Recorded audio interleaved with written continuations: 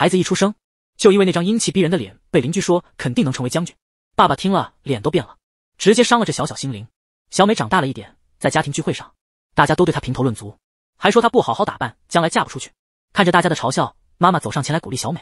就在这样的环境中，小美一直怀揣着一个梦想，想成为电视里的魔法少女，将来有一天能成为街上最耀眼的人。转眼间，小美已经上高中了，虽说女大18变，但她似乎还没变成自己梦想的样子。而她唯一的朋友就是和她一样，脸上长着青春痘，偶尔还得忍受班花的欺负，被命令去买早餐。被欺负的她也没反驳，直奔学校食堂。刚到门口，就听到教室里传来的嘲笑声。买完包子的小美路过食堂，想去看一眼她暗恋的贤彬哥哥。正当她好奇为何没人时，一个男人突然摘下了她的耳机。她回头一看，没想到站在面前的正是她一直在找的贤彬哥哥。就在这时，两人共享音乐的画面被班花看到了。晚上回家后，小美开始准备各种爱心便当，打算第二天向她的贤彬哥哥表白。那天，班花直接走到贤彬面前，问他是不是跟小美在一起。贤彬一听这话，立刻否认道：“怎妖可能？”班花立刻摆出一副可怜巴巴的样子，开始撩拨。男生的防线一层层的被撩垮，看着他那一脸阴谋得逞的表情，真想上去给他一巴掌。下课时，小美找到贤彬，向他坦白自己的心意。贤彬却冷冷地说：“他只是觉得小美可怜，才和他聊聊。现在他表白，不就是蛤蟆想吃天鹅肉？”临走时，他还不小心打翻了小美手里的爱心便当。这时，班花正拿着手机录下了这一幕。贤彬一气之下，把小美推倒在地，然后捡起地上的食盒，把糕点倒在小美身上。这一刻，小美感到无比的悲痛和无助。她问班花为什么这么讨厌她。班花弯下腰，指着小美的额头说：“因为你长得太丑了。”回家的路上，小美发现班花把她的表白视频传到了网上，引起了无数人的嘲笑。这压力让她忍不住大声痛哭。想到今天发生的一切，她独自一人走进电梯，来到了大厦顶楼。眼前的城市景象让她更加沉重，思绪万千中，她慢慢向前走。突然，一只手出现，将她紧紧拉住。两人因为惯性重重地摔在了地上。从那以后，他们的缘分似乎也跟着一起摔了个结实。小美的眼睛飞了出去，她根本看不清楚眼前的男孩是谁。反应过来后，发现自己还压在人家身上，赶紧从地上爬了起来。修豪看着他，直接问：“你疯了吗？为什么非要跳楼？”他还严厉地训斥了小美一顿，然后转身就要离开天台。看到小美没跟上来，修豪回头问：“你是不是打算等我走了再跳？”小美急忙摇头，连忙跟着修豪离开。可刚到电梯口，才发现电梯正在维修，他们只好选择走楼梯。眼镜没戴的小美才走了几步，就不小心从楼梯上摔了下去。这一摔让她心情更糟。修豪听到声音，赶紧跑回来，他小心地扶起小美，看着她那狼狈的样子，修豪气得都说不出话来。最后，他决定背着小美下楼。经过一番努力，他们终于到了1楼。这时候，电梯已经修好了，修豪差点气炸了，急忙把这个倒霉蛋塞进车里，看着他安全离开后才放心。回到家后，小美还是难以平静，辗转反侧。这时，手机上突然弹出一个美妆视频，引起了她的注意。想到可以用化妆来改变自己，小美突然充满活力了。第二天，她精心打扮后，兴高采烈地去了学校。她的同学们看到她，一个个都目瞪口呆。进教室的时候，连班花都惊呆了。结果大家都开始嘲笑，纷纷拿出手机来拍照。晚上回家后，小美这个样子，吓得她妈差点直接逃出家门。她妈脚都软了，吼着问小美怎么把自己弄成这样。这时，她妈告诉小美，她爸爸的生意出了问题，他们需要搬回老家去住，听说可以转学搬家。小美高兴地跳起了猴子舞。回到房间后，小美继续研究她的化妆技巧。第二天，她开始疯狂购买美妆产品，决心要摆脱别人眼中的丑小鸭形象。她一步一步地改造自己，但不小心把自己的眉毛剃掉了一半。这一天，小美开始搬家去新家。刚醒来的她一打开车窗，面膜就飞了出去，而那张飞出去的面膜直奔路上的修豪而去。这可能是他们之间的缘分吧。小美还不知道这个男孩就是救过她的人。这时的修豪被突然飞来的面膜砸到，气得差点鼻子都歪了。今天是小美前往新学校报到的日子，她一下楼，家人都被她的打扮惊呆了。她一到新学校，就收获了旁边同学羡慕的目光，大家都惊叹她好漂亮。身边的男同学们差点流口水了。在新学校，小美即将开始她全新的人生。一进教室，大家纷纷给她让出一条通道，都被她那惊艳的美貌震撼到了，有人看得都快吐奶了。她刚在老师那里办完入学手续，缘分让她和他再次相遇，但这一次两人都没认出对方。当初小美掉了眼镜，没看清修豪的脸，而因为小美化妆技术高超，修豪也没认出她。这时，老师让小美跟着修豪去新班级。一看到帅哥，小美的眼睛就开始冒星星了。这时，一旁暗恋修豪的女生抓住了她，小美没注意，直接撞了上去。修豪拒绝了那女生后，转身就走。小美开始担心刚才那一撞会不会让她的底妆露馅。修豪回到教室后，同学们提醒他注意到衣服上的粉底印，他差点气得鼻子都歪了。而那个惹祸的小美正在角落里补刚刚撞掉的粉底。修豪看到他那样，气得直接把衣服扔了过去。小美一时间不知所措。到了新班级，小美受到了大家的热烈欢迎。变化后的小美很快结识了2位新朋友。放学后，3个人一起欢声笑语，一边吃着美食，一边拍下这一刻最美的照片。这还是小美第一次真切感受到朋友间的快乐。小美回到家，卸下了脸上所有的伪装，回归了真实的自己。她看着手机里和朋友们相聚的照片，心里感慨，如果是以前的她，再怎么努力，可能也得不到现在这些所谓的朋友。这一刻，她真的感到非常开心。多年后，她再次回到小时候常去的漫画店，这里还保持着原来的样子，这让小美感到非常高兴。她又看到了小时候喜欢的那本漫画，正准备去拿，却突然有个人影出现在她身后。那人比她快一步，抓走了漫画。2人开始了一场不甘示弱的抢夺战。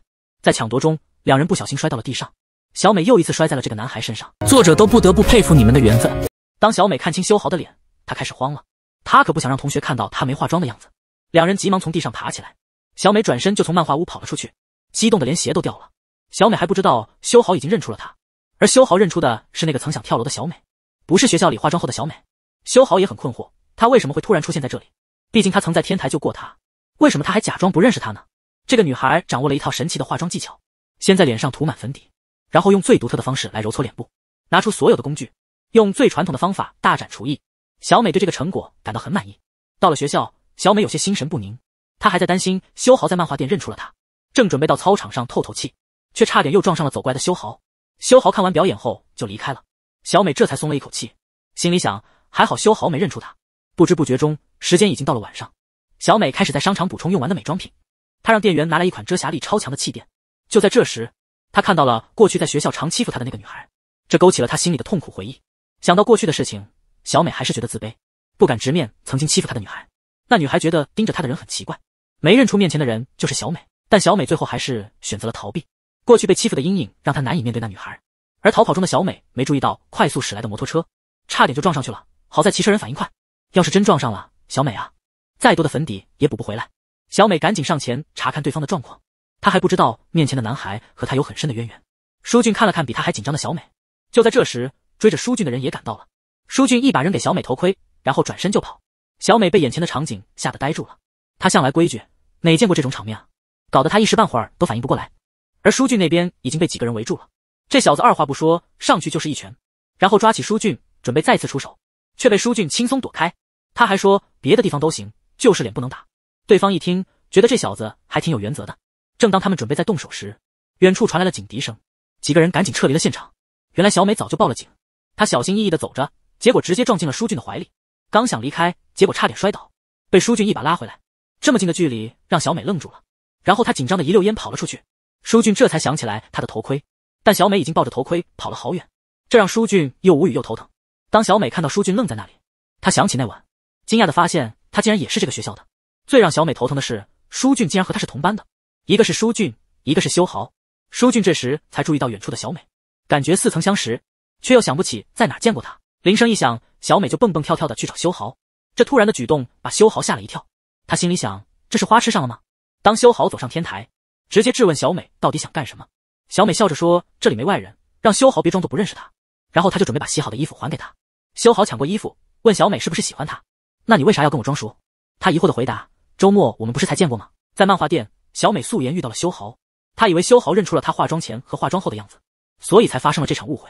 反应过来的小美上前拉住修豪，问他，你真的没在学校外面见过我吗？修豪甩开他的手，警告他不要再碰他，然后转身离开了天台。小美一头雾水，心想，难道在漫画店修豪没认出我？她突然想起自己刚才给修豪的衣服袋子里放了一张感谢他保守他素颜秘密的纸条，想到这，她立刻追向修豪，追到楼梯间才看见他。她立刻上前抢回手里的袋子，看到对方不松手，心急之下，她大声说，包里都是女生的私人用品。修豪这才慌忙松开手，而他不知道修豪已经看到了那张纸条。他一回到教室，就看到好朋友被表白的场面，他已经忘了刚刚的惊险一幕。就在大家闹着要看恋人们亲吻时，旁边的一位男同学看不下去了，这时大家才反应过来，赶紧拿纸巾帮小美擦掉身上的蛋糕。旁边有同学建议去打水帮她清洗，小美一想到洗脸会露出素颜，急忙叫大家停手，然后转身拿起化妆包跑向洗手间。舒俊刚被人踩到，正想发火，这时小美的姐妹团也拿着纸巾追了过来。小美快速跑进女厕所，发现人太多又跑了出来，只好直接冲进男厕所，慌乱中又跑了出来。她的姐妹团也拿着纸巾追到了这里。面对这种情况，小美不知道该怎么办，她实在不想让同学们看到自己的素颜。就在这时，传说中的王子般的人物出现了，他帅气的脱下外套，走向无助的小美，为他遮挡，带着他前往一个没人的地方清洗。修豪的举动让所有人都看呆了。修豪带着小美去了一个没人的卫生间，而小美至今不知道，修豪已经认出他在漫画屋里的样子和现在是同一个人，所以看到小美的状况才会伸出援手。那天在天台，小美把袋子给修豪的时候，修豪已经打开，看到了里面的东西和字条。在卫生间里忙碌了一番，小美洗干净脸上的东西后，露出了那清秀的素颜，然后用强大的化妆技巧，马上恢复了她女神般的面容。刚回到教室，小美赶忙向大家解释说一切都好了。听到这话，大家这才放心。回到座位上，小美忍不住偷偷看向修豪，她完全没想到修豪会伸出援手。还记得那天在天台，他叫她别靠近，这次他却突然帮忙，让小美越来越疑惑。小美也搞不清楚到底哪里出了问题。放学回家后，小美准备消化今天发生的一切。这时手机铃声突然响起，一看是修豪打来的，说在漫画屋有东西给他。他顿时吓了一跳，一到漫画屋就说好久不见。修豪却回了一句好像刚见过吧，立刻让现场气氛变得紧张。为了掩饰，他夸赞修豪的校服很帅，还故意说这是第一次见他穿校服。修豪今天决定要揭穿小美的真面目，说他们学校有个和他很像的人。小美一听，差点咬到自己的舌头，急忙辩解说自己长得比较普通，所以修豪可能认错了，然后问修豪是哪个学校的。修豪说他在新春高中，他又狡辩说这辈子第一次听说这个学校。修豪继续追问他在哪上学，他慌忙说自己快要移民加拿大了，不需要读书了。修豪又问他打算去加拿大的哪个地方，他想了半天说是去首都，明显是装不下去了，然后转身就想走，但修豪叫住了他，直接叫出了他的名字，疑惑地问他还要装到什么时候，都到了这一步，他还想继续狡辩吗？修豪一步步靠近他，拿下他的头绳，然后慢慢摘下他的眼镜，问他还要继续狡辩吗？小美紧咬牙关，摇头表示死都不承认。就在这时，他推开修豪，像逃命一样跑掉了。回到家，想到自己暴露了最重要的秘密，小美感到全身无力，瘫倒在地，害怕修豪会把她素颜的事情传到学校，她变身成少女战士，是要保护自己的秘密。气氛一下子变得紧张起来，她拿起方天画戟，迅速冲向目标，大声警告，如果修豪敢泄露他的秘密，一定让他后悔。而修豪却镇定地拿出了他的头绳。小美看到这个，顿时无力了，乖乖地屈服在他脚下，恳求修豪不要把他素颜的秘密传出去。如果修豪愿意为他保密，他愿意听从他的任何要求。听到这个承诺，小美松了一口气，感激地感谢上天，希望这个人能守住他的承诺。她高兴地从地上爬起来。两人一回到教室，明媚的阳光正好照在修豪的脸上。看到这幕，小美立刻跑过去帮他拉上窗帘。下课时还特意给修豪送去了最好喝的饮料。为了保护秘密，小美可是拼尽全力。终于等到了吃饭时间，小美正准备享受自己最爱的菜，这时手机突然响了，是修豪让她再去取东西。想着面前的美味，她毅然拒绝。正当她准备开吃时，却看到远处的修豪，小美气得都快哭出来了。就在这一天，学校举行了艺术表演比赛，修豪说只要小美参加，他就不再难为她，还会继续保守她素颜的秘密。为了保持美好形象，小美也拼了。因为太紧张，她跑去了洗手间，想着这是堵住修豪嘴巴的机会。她鼓励自己一定要把表演做好，但她不知道的是，表演已经结束了。现在是学校领导的演讲，她急匆匆赶回来，却没发现场合已经变了，直接冲进会场，走到舞台中间就开始表演。老师和校长都被震惊得目瞪口呆，大家都在疑惑会议里怎么突然加了个舞蹈表演。而台上的小美已经完全沉浸在音乐的世界里，她热情地跳着动感十足的舞蹈，完全没意识到台下全是一些中年大叔坐着看她，这让一些老师相当不高兴，甚至有位老师也差点跟着音乐起舞了。这时修豪赶到现场，正好看到台上的小美，在他眼里，小美就像是一颗闪闪发光的星星。慢慢的，这颗星星闯进了他的心里，修豪感受到一种从未有过的感觉在心中生根发芽，他的目光再也无法从小美的身上移开。就在此时，整个会场的灯光突然亮了起来，小美看到台下的观众，顿时如同被石化一般，她立马撒腿就跑，逃离了现场。想到刚才的尴尬，小美几乎气疯了。修豪看着小美逃跑的样子，突然觉得她有一种别样的可爱。当两人在食堂再次相遇，小美想到自己完成了任务，不禁露出了笑容。而这一幕被远处的舒俊看到了，舒俊心里不由得生出了一种不悦。正当修豪打饭的时候，舒俊冲了过来，指责修豪害了朋友，还能表现得这么幸福，然后一不小心撞翻了修豪的饭盒，向小美走去，坐到小美面前，这让周围的人都看呆了，不知发生了什么。小美疑惑地问他是因为头盔的事情吗？舒俊回应只是想过来和他一起吃饭，这让远处的修豪感到非常愤怒。修豪一把抓住舒俊的衣服，把他提了起来，两人怒视对方，气氛紧张，现场突然静了下来。接着舒俊挣脱了修豪的手，一记勾拳就把修豪打倒在地。这一下大家都惊呆了，不知该如何是好。修豪爬起来，一把抓住舒俊的衣领，也想反击，但最终手停在了半空，没有打下去。正当他们要动手时，老师及时赶到阻止了他们。突然，小美成了众人讨论的焦点，大家都在议论这两个校园帅哥为什么会为了他大打出手。大家都在猜，可能是因为吃醋了吧。放学时，两人意外在公交车上遇到了对方。小美好奇地问修豪要去哪里，修豪回答说去漫画屋。就在这时，小美收到一条短信，是她同学介绍的联谊对象。修豪听了直接不爽，心想她学习都不好，还找男友。紧接着，小美又收到了见面的邀请，她询问修豪见面是晚上好还是白天好。修豪断然说当然是白天。小美突然抬头大声说，她怒问他是不是把自己当皮球来抓，毕竟他也是有眼睛鼻子嘴的正常人。修豪一时无言以对。就在这时，一个不知轻重的男孩坐在了他们中间。修豪看着小美拿着手机聊得开心，心想偷偷瞥他一眼，却被那男孩壮实的身体挡住了视线，气得修豪直接冲下了车。眼不见为净，心不烦呗。突然，学校里那个帅气男孩居然来家访了。当女孩看到他的脸，简直惊得说不出话来。一想到自己现在素颜，更是慌了，赶紧从妈妈手里抢过染发调料，转身就跑进屋，急忙往脸上抹。就在这个时候，屋里的小美突然摔倒，把外面的人都吓傻了。妈妈大吼，小美，你这是要拆家啊？舒俊听到小美的名字，好奇地探长脖子往里看，原来小美和舒俊妈妈是老友。得知小美他们搬回老家，舒俊妈妈就带她过来看看。另一边的舒俊看着小美现在的狼狈样，忍不住偷笑。小美没办法，只能无奈地转身回屋重新打扮。而修豪刚回到家，正准备洗漱，却看到手上的口红印，让他回想起在公交车上和小美的种种。手上的口红印仿佛有魔力，吸引着修豪想要靠近，差点就吻上去了。反应过来的修豪心跳突然加速，自言自语，我是谁？我在哪？我在干嘛呢？心慌意乱的他赶紧冲去洗掉那让他心乱的口红印。而小美打扮完出来，正好被舒俊妈妈赞美夸奖，还说他们以后是同班同学，要好好相处。但小美对舒俊显然不怎么感冒。第二天，小美很早就起床忙碌，因为今天她要和联谊的男生见面约会。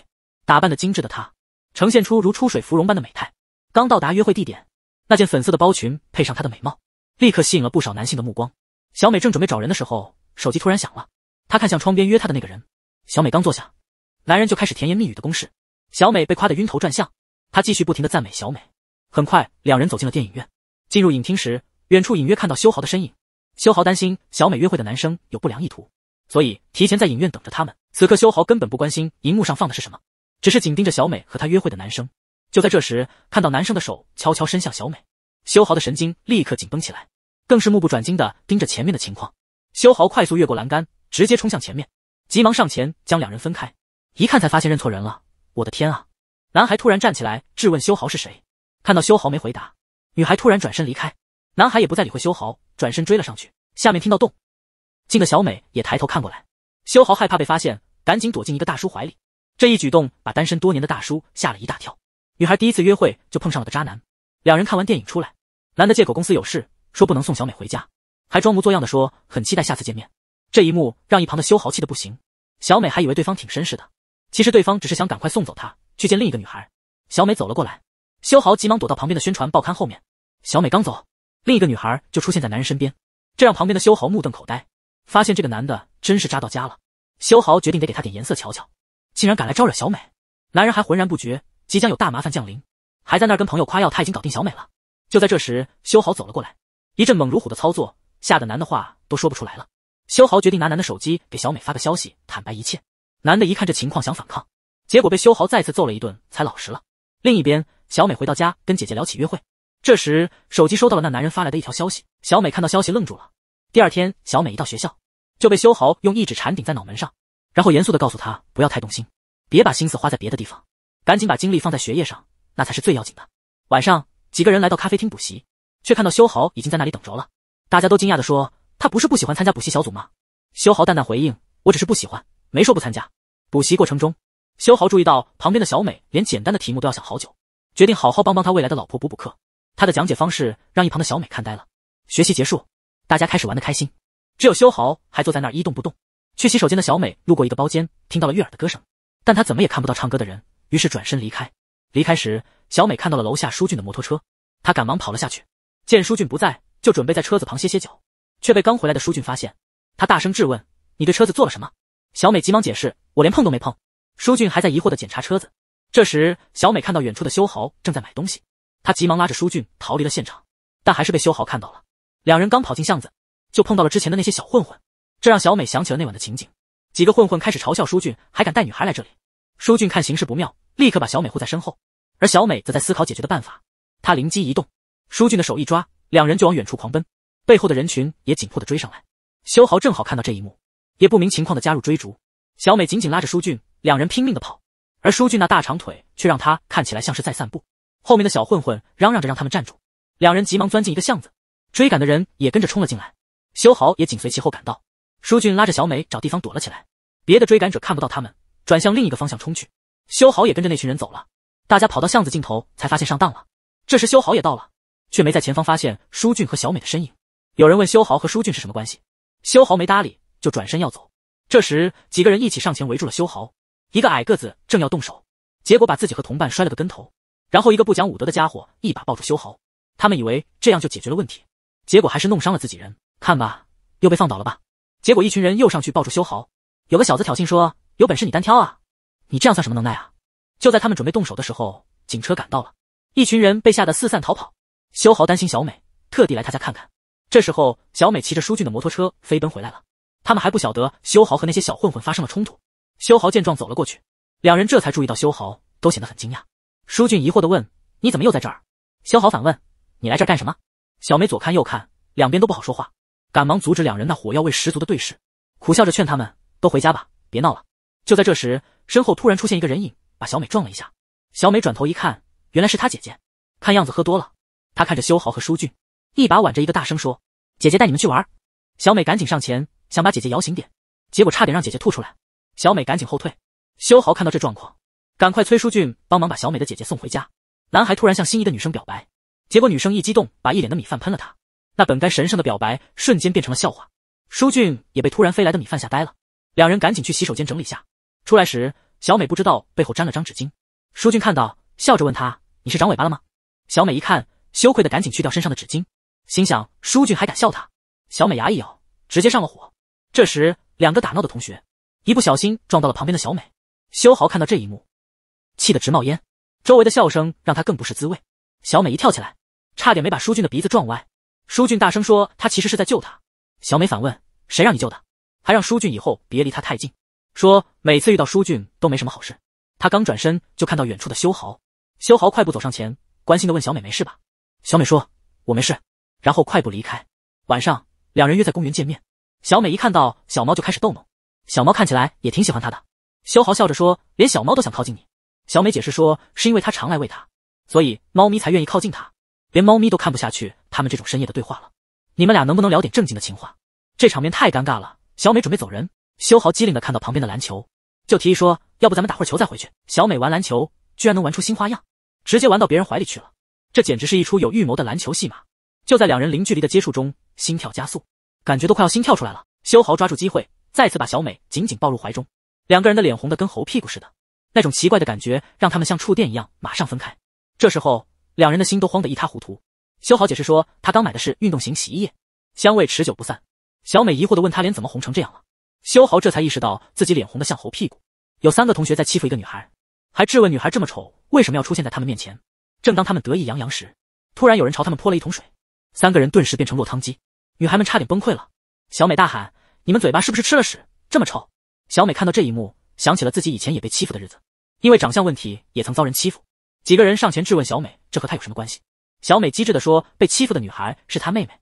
高云听到这立刻跑了出去，小美赶紧追了出去。女孩开始骂哪来的疯婆娘。秀珍一听有人敢骂小美，直接一个帅气的扫腿，把那几个女孩吓坏了，还不好意思地说踢骗了，警告他们下次如果嘴巴还不老实，就让他们尝尝被整容的滋味。另一边，小美追到了天台，在那里她看到了孤独的高云，她没有朋友，还经常被欺负，这让小美想到了当初的自己。小美走到高云旁边，递给他一包纸巾。原来高云是合唱团里的，因为被老师选为主唱，其他团员就开始欺负他，就是因为发生了刚才那一幕，还说他长得不够好，不配当主唱。小美安慰他说他一点都不难看，而且他唱歌真的很好听。高云有点无奈地说小美这么好看，可能不太能理解他的感受。今天是学校的团庆典，校园里美男美女都在表演精心准备的节目。这时小美突然看到了远处的高云，看到他那副模样，小美都吓了一跳，赶紧跑过去抓住高云，把他带回了教室里。小美拿出了她所有的化妆品，一步步仔细地帮高云改变外观，打造出一个焕然一新的高云。恰好这时轮到合唱团上台了，老师在旁边鼓励他们要表现好，但这时老师还没发现队伍里没有高云。一个女孩站出来说她可以代替高云当主唱，而高云这时及时赶回来了。大家看到她的新样子都惊呆了，现场的人都在等待表演开始。一声响亮的鼓声拉开了这次庆典的序幕，大家都爆发出热烈的掌声。合唱团的大合唱开场了，紧接着转到高云的独唱，掌声更加热烈，觉得这首歌真的很感人。高云演唱完毕，第一时间就找到了小美，表达他的感谢。两人正在聊天，这时舒俊急匆匆地赶了过来，高云喊他哥哥。小美看到这一幕，感到非常惊讶。舒俊也看着小美，同样很惊讶。他疑惑地问：你们认识吗？小美这才反应过来，原来高云和舒俊是兄妹。时间飞快，庆典的听歌环节也开始了，大家都沉浸在那浪漫的音乐节奏里。这时候，歌手宣布，他要唱一首已故偶像郑世妍的歌。秀珍疑惑地问：为什么偏要唱这首歌？还说这肯定是韩书俊在找修豪的麻烦。秀雅疑惑道：这和郑世妍有什么关系？秀珍解释说，他们本来是好朋友，但郑世妍突然去世后，书俊和修豪就像变成了仇人，没人知道他们之间到底发生了什么。修豪这时赶到，听到好友的歌曲，他恍惚中似乎又看到郑世妍在台上唱歌。小美正准备离开，却看到了远处痛苦的修豪，他立刻冲了过去，再次听到那首熟悉的歌曲，那种失去挚友的痛楚又一次席卷了修豪，让他痛得几乎喘不过气来，只能默默地离开这个地方。小美回到家，发现修豪的衣服掉在了他家，她实在担心修豪此刻的情况，决定出去找他。她回想起第一次在天台遇见修豪的情景，于是又一次来到了那里，但她左看右看，却找不到修豪的踪影。想到修豪此刻可能正在经历的痛苦，小美不由得也流下了眼泪。突然，她听到了远处传来的哭泣声。当她赶到那里时，看到了痛苦中的修豪，看到他那样，小美的心也被深深触动。她迅速走到修豪的身边，修豪听到声音，缓缓抬起头来，看到是小美。修豪痛苦地说：世妍是从这里跳下去的。看着伤心欲绝的修豪，小美心疼地把他抱进怀里。这一刻，小美也不知道如何安慰他，只能默默地留在他身边。他们本来在轻轻说着情话，突然听到了脚步声，然后看到一群人慌慌张张地向天台跑来，他们看起来非常惊慌。小美和修豪赶紧过去问发生了什么事。人群中一片混乱，连旁边的狗狗都被吓得直叫，原来是家里在烤羊肉串，烟雾太浓，触发了消防报警器。等他们到了公交站，修豪看着这个在他难过时陪伴他的女孩，此时他的心里已经满是对他的爱意。小美也向修豪告别，回家去了。第二天，他们在学校里又见面了，两个人都目不转睛地看着对方，回想起昨晚拥抱的情景，小美只能尽量避开修豪那直勾勾的目光。但小美还不知道，有件事她是无法避开的，那就是她妈妈已经来到学校，正在老师的办公室查看她的考试成绩。看到小美成绩倒数，她妈妈气得都快要崩溃了。小美一听说，赶紧来试图平息妈妈的怒火。这时，一个让人意想不到的人物出现了，来的人竟是大明星李主宪。他是无数中年妇女梦寐以求的偶像，同时他还是修豪的爸爸。他的出现立刻引来了几位女士的围拢。当这位明星准备离开时，小美妈妈忽然大声问他要去哪里。那男人奇怪地转身看向他，然后直接把小美的成绩单拿来让她签名。旁边的女士们见状，也都不甘示弱地冲过来要签名。小美看到妈妈这种疯狂的样子，羞愧地直接转身离开，怕别人知道她妈妈是一个狂热的追星族。就在这时，一个男孩冲进餐厅大喊：修豪的爸爸竟然是大明星李主宪！这消息震惊了所有人，除了秀珍知道内情，大家都惊讶地看向修豪。修豪气愤地离开了食堂，他赶上前去质问他爸爸为什么突然出现在学校。他爸爸反问：一个父亲来看看儿子有错吗？修豪冷冷地说：自从妈妈去世后，他就再也没有把他当作父亲。小美努力拉住正在花痴的妈妈，但最终没能成功。随着动感音乐的节奏，舒俊完全沉浸在那些骚气的舞步中，完全没注意到家里多了两个人，继续散发他那爆棚的荷尔蒙，气氛一下子变得尴尬。高云疑惑地问：哥哥在跳舞吗？舒俊尴尬的连话都不敢接。这一刻，舒俊的形象彻底崩塌了，而他的内心已经开始瑟瑟发抖。小美听到房间里的动静，她说：我刚刚什么也没看见。听到这里，舒俊更是崩溃了。很快到了晚上，小美教完高云化妆技巧后就准备离开，舒俊躲在房间里听着外面的声音，知道小美要走，他赶紧追了出去，感激地对小美说：谢谢他这么照顾他的妹妹。小美惊讶他居然会说谢谢，然后有些羞愧地对舒俊说了声对不起。舒俊疑惑地看着他，小美说：其实我刚刚都看到了。舒俊彻底崩溃了。另一边，修豪去漫画屋找小美，却没找到她。这时，小美的妈妈大声的也来到漫画屋找小美。突然，她看到旁边的修豪，立刻换上一副谄媚的笑容，让修豪浑身起鸡皮疙瘩。小美这时也赶回了家，一进门就开始解开身上的锁，脱下脚上的袜子。突然听到母亲优雅的叫声，她慢慢转头去看。听到这里，小美崩溃的跑回房间。众人正准备享用美味的晚餐，这时小美的姐姐跳着我也不知道的舞蹈赶回来，一看就知道她没少喝。此刻小美妈妈的怒火几乎要烧到眉毛了，她还在那里忙前忙后，结果把电线也给弄断了。顿时屋里一片黑暗，接着是一阵嘈杂声。等小美找到手机开灯一看，这一幕让她目瞪口呆。只见所有人像叠罗汉一样堆在一起，最惨的是被压在底下的修豪。此刻他的心情，作者是无法体会的，所以无法用言语表达。而罪魁祸首却在远处像没事人一样，吃得津津有味，完全不顾此时其他人的感受。看到家里的状况，小美真想找个洞把自己埋起来，突然几个男人把她围了起来。这是小美第一次遇到这种情况，吓得她不知所措。她刚想逃跑，却被男人无情地拉了回来，这让她的心里开始充满恐慌。而另一边的舒俊和修豪还不知道小美现在处于危险之中。舒俊得知他妈妈的病是因为修豪请求院长才治好的，想到现在和修豪微妙的关系，让本不愿低头的舒俊头疼不已。当修豪赶到的时候，舒俊问他为什么要帮他，修豪反问：如果是你，你不会这么做吗？舒俊问他这是什么意思，修豪反问：如果是你母亲快要死了，你会置之不理吗？舒俊一时无言以对。修豪又说：朋友之间不就应该互相帮助吗？这一刻，两人的友情得到了重新修复。舒俊听了修豪的话，内心深受触动。正当修豪准备离开时，舒俊的手机突然响了，他看到是小美打来的电话，疑惑地接了起来。电话呢？头，一个男人的声音说：你的女朋友在我手里，如果不赶快过来，她就完了。小美只能慌慌张张地看着面前的这帮小混混。舒俊此刻已经快要爆发了，修豪急忙问他出了什么事。这帮人还不知道自己即将遭遇大麻烦，他们还在那瑟瑟发抖。小美趁他们不注意抢回了自己的手机，拨打了一个视频电话给好友。秀雅突然接到小美的视频电话，看到画面后疑惑地问：去 KTV 怎么不叫我们一起？男孩突然捂住她的嘴说：看样子小美出事了。与此同时，舒俊和修豪急速赶到了现场。到了 KTV， 两人立刻开始分头寻找小美。正当一群傻瓜还在那手舞足蹈时，修豪一脚踹开了包间的门，看到了小美恐慌的样子，他直接冲过去，飞扑到那男的面前，把他撞到了墙角，二话不说就开始朝他的脸上猛打，直接把那男的打懵了。舒俊也赶到了，扔掉身上的包，直接加入了战斗。这一幕把一旁的小美看呆了。舒俊看到他惊慌失措的样子，怒不可遏地抓住那家伙，狠狠地揍了一顿。修豪也不甘示弱，上前护住了小美。就在这个时候，又一波援军赶到了现场，大家都停了下来。秀珍一个扫堂腿，直接把一个人踢翻，一场毫无悬念的混战再次爆发了，现场顿时乱成一团。秀雅直接使出了女生的秘籍，和男友一起完成了一次绝杀，完美的淘汰了一个对手。秀珍也帅气的解决了一个。就这样，一场英雄救美的混战画上了句号。小美被修豪的举动惊呆了，看到修豪那么愤怒，她的心中涌起了一种莫名的情绪。当舒俊看到小美的表情，感觉就像10年的老陈醋打翻了一样，心里又酸又失落。第二天，众人无一幸免的被叫到教务处接受处罚。事后，舒俊找到修豪，说不管他们现在的关系怎样，他还是很感激修豪出手相救。修豪听后，慢慢的走向舒俊，然后就这样闭上眼睛，靠在了舒俊的肩上。这举动把舒俊吓了一跳，问他这是干什么。修豪却说他刚刚打了个盹。从此，两兄弟的误会烟消云散，重新恢复了兄弟情谊。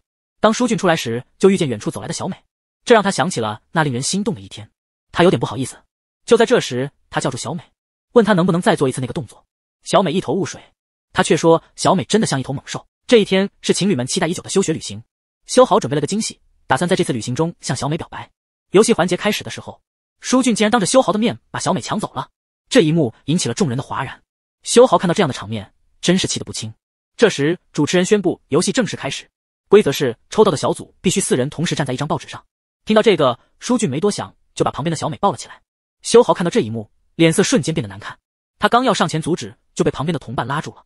同伴连忙解释说这只是游戏啊，然后赶紧把修豪推回到原地。修豪也不甘示弱，直接抱起了旁边的秀珍，双方都用斜眼看着对方，但修豪的目光一直紧盯着舒俊，担心自己的心上人被别人占了便宜。这时，主持人突然提高了游戏的难度，要求男生必须单脚站立。由于舒俊他们组中有个女生体重较重，这直接导致他们输掉了比赛。修豪他们开始庆祝胜利。就在这时，他看到小美在给舒俊整理衣服上的杂草，这一幕让他的心情瞬间跌到谷底。旁边的秀珍却开始对从小一起长大的玩伴有了异样的感觉。当修豪抱起他的那一刻，他的内心仿佛有小鹿乱撞。时间很快就到了晚上，修豪开始担心舒俊会再搞出什么幺蛾子。今晚我真想向眼前的小美表白心迹。突然一阵冷风吹过，小美不由得打了个寒战。我尝试轻松地问小美这里的风景怎么样，小美没有当场揭穿我，只好配合着说这里的星星好多啊。我们俩立刻就感到了无比的尴尬。为了缓解这种气氛，小美又尝试了一次，不料却把旁边的修豪吓了一大跳。这样一来，气氛又变得尴尬起来。就在这时，小美注意到湖边有一条小船，我们俩立刻有了个主意，就这样一起坐上了那只爱的小船，慢慢在湖中央荡漾。在这样美丽的景色衬托下，感觉格外浪漫。连平时不爱拍照的修豪也走到小美身边，和她一起留下了这属于我们的时光。正当这时，一只飞蛾也不请自来，吓得小美尖叫起来。